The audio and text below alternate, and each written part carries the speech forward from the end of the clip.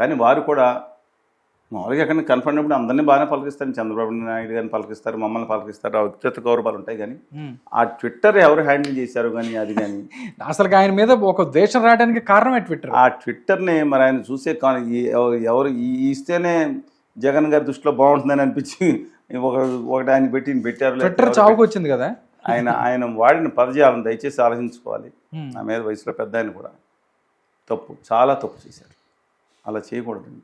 విమర్శలు ఉంటాయి, పొదునైన విమర్శలు ఉంటాయి, పరుషంగా విమర్శలు ఉంటాయి. అసభ్యంగా వెళ్ళకూడదు. అంటే రఘురామకృష్ణరాజు గారు వెళ్ళారంటే ఆయన వెళ్ళటం కూడా తప్పే. ఒక రాజ్యసభ సభ్యులు అంటే పెద్దల సభ, ఒక లోక్సభ సభ్యుల మధ్య ఎలాంటి విగ్గు దగ్గర నుంచి ఇంకా నేను ఆ భాష మాట్లాడకూడదు.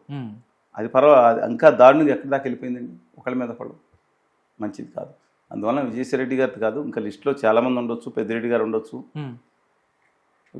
నా ఒంటి మీద రోమం పీక్కోమన్న పేరు నాని గారు ఉండొచ్చు, కొడాలి నాని గారు ఉండొచ్చు, జోగి రమేష్ గారు హస్తం పడేసినట్టు అంటున్నారు, నాకు తెలియదండి.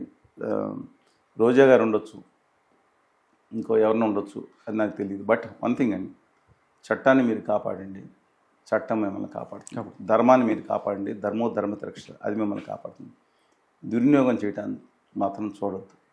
ఇవాళ అధికారులు ఉంటే రేపు పొద్దున వాళ్ళు ఇంకా ఒకవేళ అధికారం శాశ్వతం కాదు, ఇంకొక వాళ్ళు వచ్చి ఇవాళ ఉత్తర భారతీయ జనతా పార్టీ ఏం చేస్తుందండి, తనకు నచ్చిన వాళ్ళందరినీ ఇలాగా ఈనుపొలలుగా చేసి ఆడిస్తుంది, తోలుబొమ్మలాట.